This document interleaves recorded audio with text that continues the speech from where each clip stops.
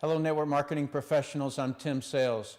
There's a stock trader by the name of Bill Ackman who has announced to the media that he is betting against Herbalife stock and that he thinks Herbalife is a pyramid scheme. Just so you know, I am not and never have been with Herbalife. Mr. Ackman has apparently shorted 20 million shares of Herbalife stock. Shorting a stock is a term used to describe he is betting the stock price will go down. If the stock price moves down $1, Bill Ackman makes $20 million. If the stock moves down $10, he makes $200 million. That should answer the question in everyone's mind why he's going public on the media stage and is roaring to all who will listen that because Herbalife doesn't have a high enough percentage of real customers buying their products, it's an illegal pyramid scheme. And he's also claiming that Herbalife preys on the financially unsophisticated. He's saying that he is trying to save the victims in Herbalife that can't save themselves. There's 3 points that I want to make. Point 1, I'm sorry to doubt Mr. Ackman's sincerity, but placing a $1 billion bet against Herbalife before he made the comment that Herbalife preys on the poor makes no sequential sense if his intent is to save people from harm, because many of Herbalife's distributors own the stock also. Perhaps had he opened an Herbalife Poor People Foundation and pledged the profits that he and his company, Pershing Square, earn off the drop of Herbalife stock, then maybe I'd believe he truly cared about those poor Herbalife victims. Point 2. Mr. Ackman claims Herbalife doesn't have a high enough percentage of products that move to real consumers, therefore it must be a pyramid scheme. The thing I want everyone in the network marketing industry to understand is that a stock trader, including Mr. Ackman, has 0% of their profits that come from real products sold to a real consumer. Obviously, a stock trader's business model is different, but at a fundamental level, Mr. Ackman is criticizing Herbalife distributors for not selling enough products to retail customers, yet stock traders sell no products. I think this is a case of the pot calling the kettle black. Point 3. Concerning Mr. Ackman's comment that Herbalife targets the financially unsophisticated, I would have been his definition of financially unsophisticated. Because when I joined MLM, I was in the military earning under $20,000 a year. I think my lack of financial sophistication prohibits me from understanding investments the way that he sees them.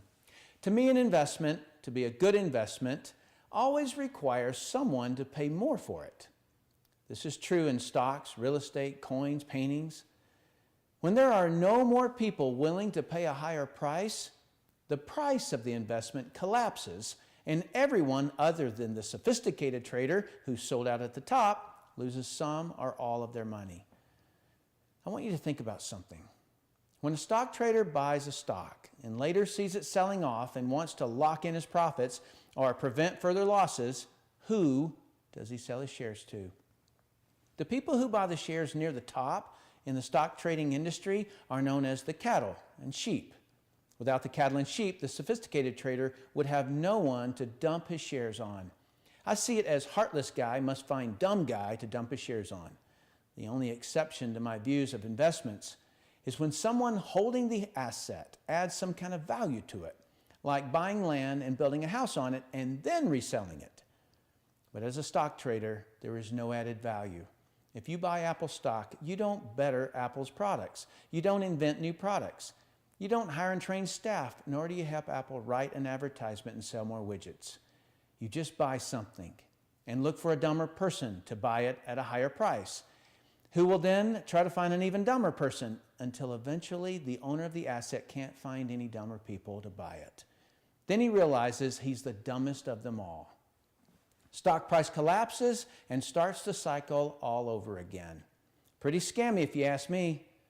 So when anyone claims that an MLM company will collapse when no more new people are available to join the scheme, yet it has never happened, it is particularly hypocritical when someone from the stock trading industry makes this allegation. In my view, the financially sophisticated are those who add value to an asset. And to me, people are the greatest assets. When I can educate someone to control their weight, I'm adding value. I've found that creates a long-term friend and customer. And if I can train people in my business to understand that if they care more about the customer's needs and wants than getting the sale, it'll build tremendous trust that will last a lifetime, and that person will buy a lot of products throughout their lifetime. What I'm saying is, always adding value is how I describe the financially sophisticated. I know I'm old school. I'm told that all the time.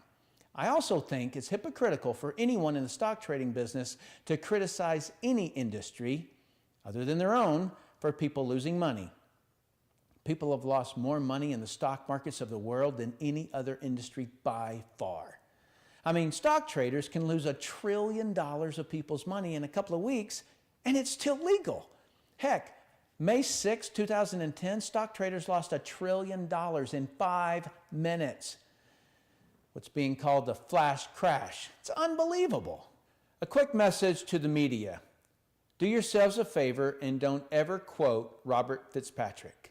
He destroys your credibility.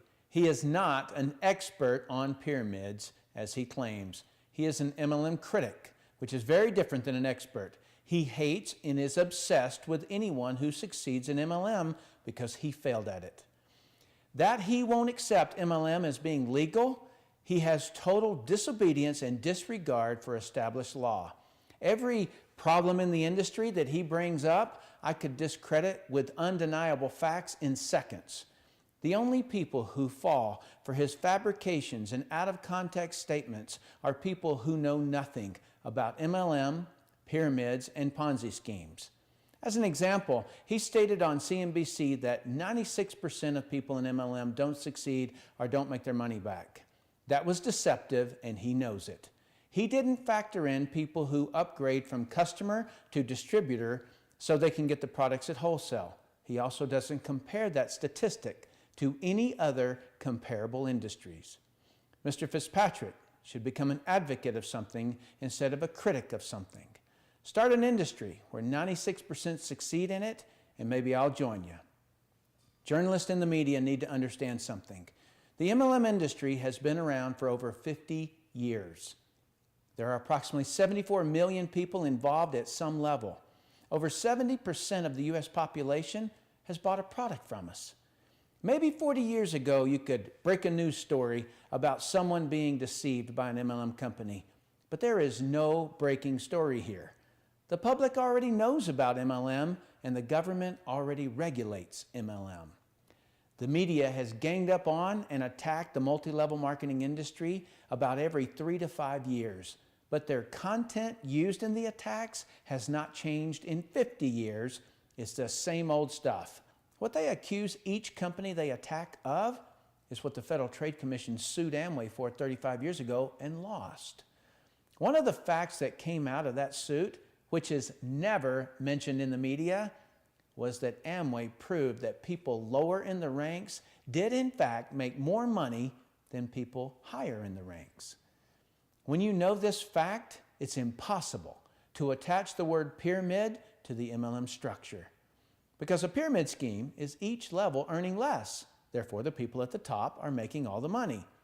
And in MLM, I don't know a single company, and I know hundreds, where the first person in the business is making the most money. Also, if you're in the media and give a statistic of the MLM industry, please compare it to a similar industry. Otherwise, it becomes very obvious you're writing a biased story. My point is, between the media attacking and the government regulating us, if we had any skeletons in our closet, they've been sitting on the front porch for 50 years, and the government has already regulated those behaviors. So journalists, there's only one media story left to tell about the MLM industry. How can an industry so heavily regulated and so unfairly attacked continue to grow? We're not hurting people in MLM any more than any other industry is hurting people. In a large survey of people active and not active in our industry, it was found 91% of direct sellers had their expectation of a business met or exceeded. So the majority of our people are happy.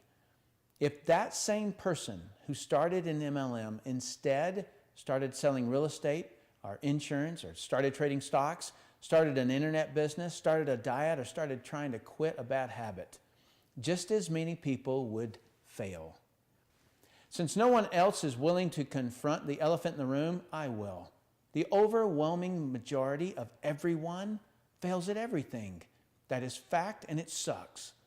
The reason that I am in the multi-level marketing industry and in no other industry is because, at least in our industry, there are a minimum of 3 to 4 levels of people who have a financial interest in this person's success. And to that end, we do countless training meetings to educate them. We do social events that increase their perseverance. We even stack new people and customers under them to increase their confidence and their bonus checks. You will not find a more selfless group of leaders anywhere. I was one of those who probably would have failed had I not had that kind of support. So I am forever indebted to this industry. MLM is not a perfect industry, and I have never claimed it to be so. But when I compare each industry that someone could earn good money in, be it franchise, be it traditional business, be it stock trading, MLM always wins because of the lower startup costs and infrastructure of support and training.